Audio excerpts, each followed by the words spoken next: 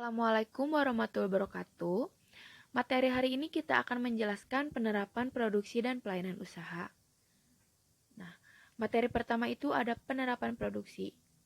Jadi di penerapan produksi ini tuh menjelaskan suatu perencanaan produksi dan standar operating procedure atau yang biasa kita kenal itu SOP.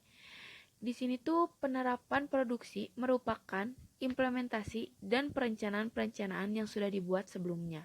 Jadi sebelum kita mengeluarkan produk atau membuat produk, kita itu udah merencanakan rencananya itu sematang-matang mungkin, mulai dari gagasan sampai desain final. Terus langkah selanjutnya itu adalah membuat prototipe dan melakukan uji pasar. Karena uji pasar itu sangat harus dilakukan gitu. Jadi kayak tahulah bangsa pasar kita tuh membutuhkan nggak sih produk yang kita jual. Terus, jika uji pasar menunjukkan respon yang positif, maka langkah selanjutnya adalah melakukan produksi. Nah, sebelum memulai produksi, terdapat beberapa hal yang perlu disiapkan.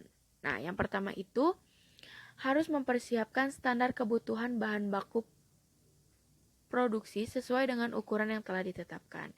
Kita contohin ini, kita tuh bakal membuat usaha persiapan bahan baku es kepal. Jenis produknya kan es kepal. Jumlah yang diproduksinya itu dalam satu gelasnya itu ada 250 ml.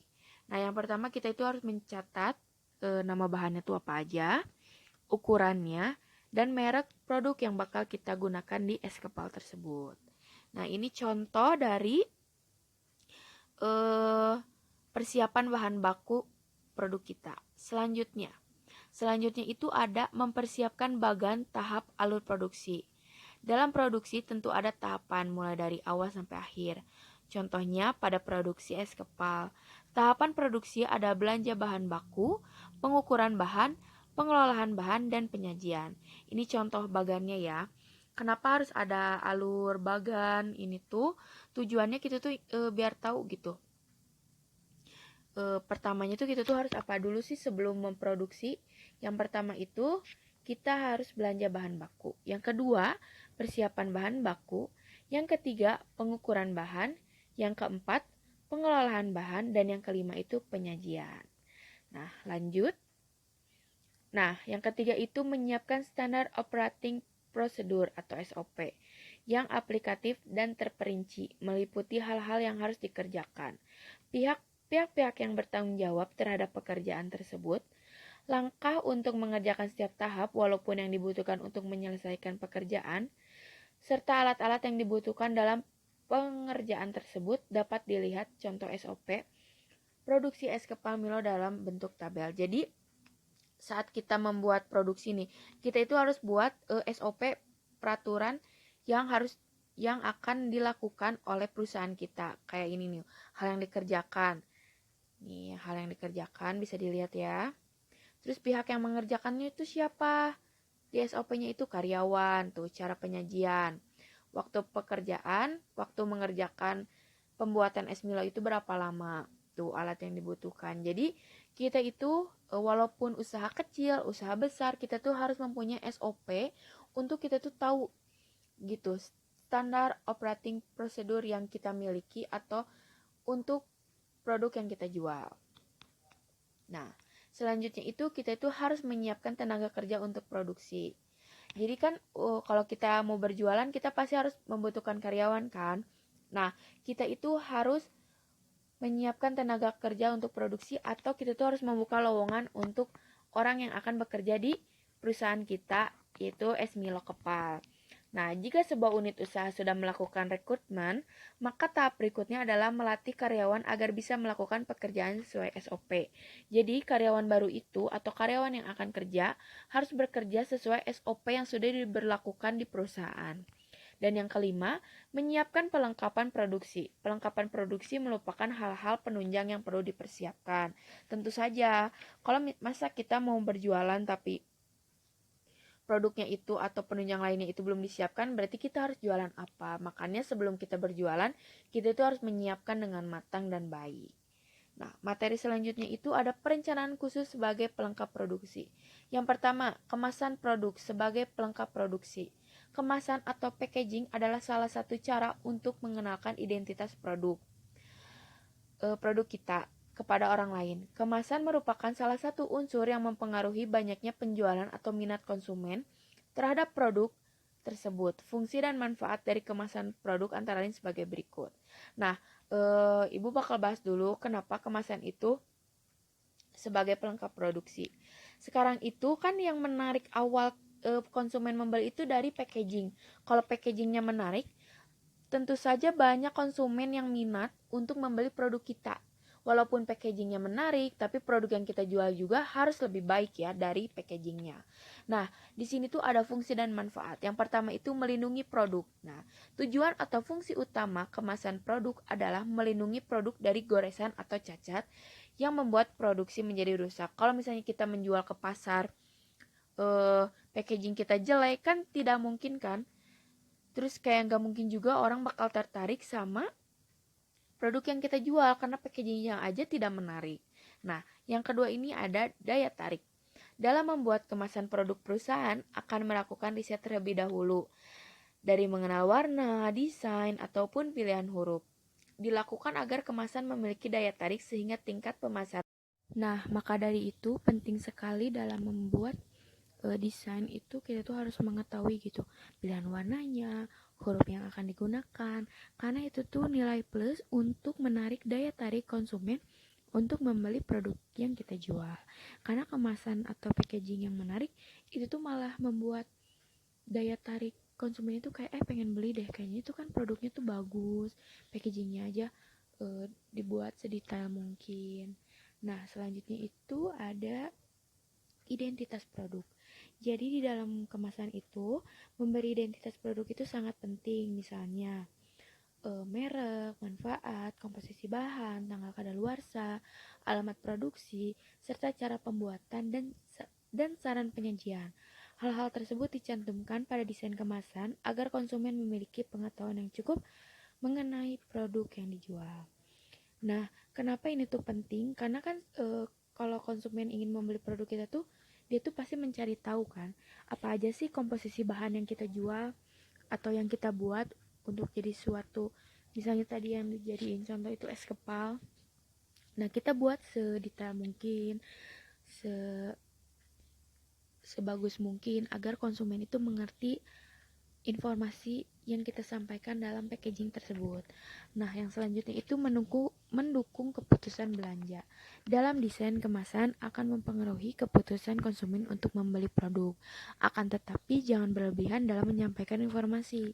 Informasi yang berlebihan akan membuat pesan utama produk tersebut tidak sampai dengan baik. Jadi saat kita memberikan informasi produk kita, kita memberikan informasi produk kita itu yang sewajarnya aja gitu, jangan berlebihan atau jangan lebay, karena malah nantinya informasi tentang produk kita itu nggak tersampaikan dengan baik. Nah, yang terakhir itu ada diferensial.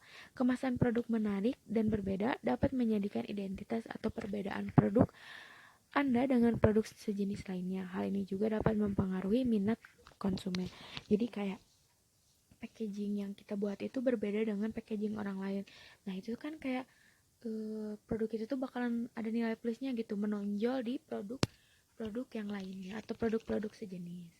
Nah, selanjutnya itu ada perencanaan desain kemasan produk. Desain kemasan banyak menampilkan nilai budaya di pasar, seperti supermarket, outlet penjualan, grosir, atau department store. Tempat-tempat orang dengan latar belakang budaya dan nilai yang berbeda berkumpul. Oleh karena itu, desain kemasan harus mampu menarik perhatian konsumen dengan segera. Jadi kan di supermarket, outlet, atau dimanapun itu di pasar, itu kan berkumpulnya orang-orang dengan latar belakang yang berbeda. Maka dari itu, desain atau packaging atau kemasan itu sangat-sangat penting untuk menarik perhatian konsumen. Nah, yang pertama itu ada tujuan desain kemasan. Tenaga pemasaran atau produsen menyediakan informasi berupa poin-poin yang spesifik dan detail untuk mengukur tujuan-tujuan yang hendak dicapai dalam desain kemasan dengan tepat. Tujuan pertanyaan tersebut adalah menyediakan informasi yang mendukung proses desain kemasan dan menyediakan kerangka kerja bagi penempatan produk di pasaran. Nah, pertanyaannya itu seperti Siapakah konsumennya? Di wilayah mana produk akan bersaing? Pada harga berapa produk akan dijual? Berapa biaya produksi yang dibutuhkan? Berapa lama waktu yang dibutuhkan dalam pembuatan desain sampai penjualan? Apa metode distribusi yang direncanakan? Bagaimana penanganan produk agar tidak rusak? Nah, jadi sebelum kita membuat desain kemasan, kita tuh harus bikin pertanyaan-pertanyaan untuk kemajuan atau pembuatan desain produk kita itu lebih baik. Nah, selanjutnya itu ada hal-hal pokok yang perlu diperhatikan pada desain kemasan. Terdapat beberapa hal pokok yang perlu diperhatikan pada desain kemasan. Di antaranya, ketepatan kategori, kesesuaian produk dengan kemasan, bahan baku yang berkualitas, berfungsi dengan baik, memperhatikan estetika, kecukupan informasi, dan daya tarik bagi konsumen, dan adanya informasi desain kemasan bisa diarahkan untuk hal-hal berikut. Nah, jangan sampai kita jualannya es kepal nih. Kita tapi di packagingnya malah gambarnya apa, itu jangan ya. Jadi harus sesuai. Jadi saat membuat desain itu harus sesuai dengan produk yang kita jual. Nah, pertanyaan-pertanyaan yang perlu diperhatikan pada desain kemasan itu adalah menampilkan atribut unik sebuah produksi, memperkuat penampilan estetika dan nilai produk, mempertahankan keseragaman dan kesatuan merek produk, memperkuat perbedaan antara ragam produk dan lini produk, mengembangkan bentuk kemasan dan berbeda sesuai dengan kategori, menggunakan material baru dan mengembangkan struktur inovasi untuk mengurangi biaya. Nah, selanjutnya ada desain kemasan dan kesuksesan pemasaran produk. Desain kemasan akan mendorong kesuksesan pemasaran produk ketika hal berikut terpenuhi. Yang pertama, desain kemasan merefleksi kualitas yang bagus dengan harga yang wajar. Yang kedua, isi produk dan pesan pemasaran disampaikan dengan jelas. Yang ketiga, desain kemasan tahan lama, baik selama penyimpanan, pemajangan, maupun penggunaan produk. Dan yang keempat, elemen-elemen dalam desain kemasan teratur dan efektif serta tidak tampak kotor atau using di rak. Yang kelima itu desain kemasan sesuai dengan kategori produk dan jenis usaha. Yang keenam, desain kemasan inovatif dan kompetitif.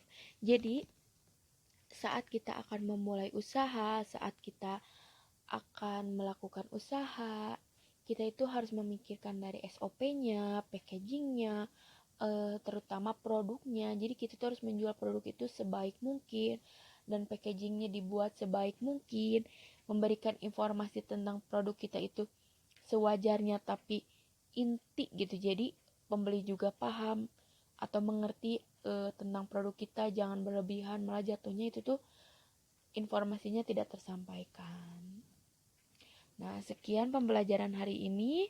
Jangan lupa untuk mencatat materi-materi yang sudah dijelaskan. Wassalamualaikum warahmatullahi wabarakatuh.